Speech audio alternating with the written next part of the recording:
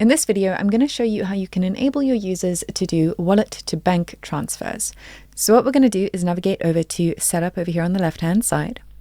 And we're going to come here to our fiat currencies and enable the currencies we would like our users to be able to use to withdraw funds from their account. So I'm going to go ahead and enable all of those, and I'm going to hit Save. All right, so now I'm going to go over to Bob's area. And I'm going to transfer $25 out of my US account.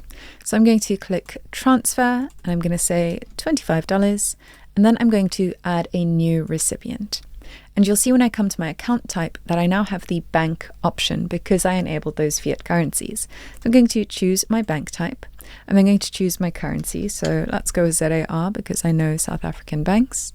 And then we're going to put in our recipient type, our email. So it's going to be bob@demo.com and the full name of the account holder. So this is all of the account details, obviously, that you're going to be putting in.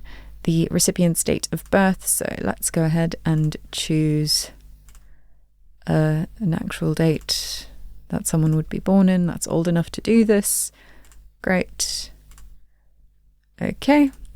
And then their bank type and then their bank name. So we're going to just go with ABSA, the account number,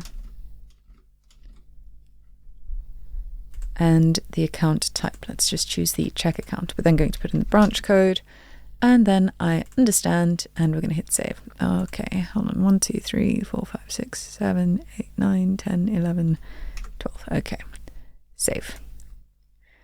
All right, so then we can go ahead and confirm this. I'm just going to again say self, and I'm going to transfer that money. We're then going to request that OTP. So I'm going to go ahead and grab it and put it in, paste that in there. And then we have that transfer request that's been put through. So that is how you can enable your users to transfer money from their wallets into their bank accounts. In the next video, I'm going to show you how you can set up a wallet to crypto transfers. I'll see you there.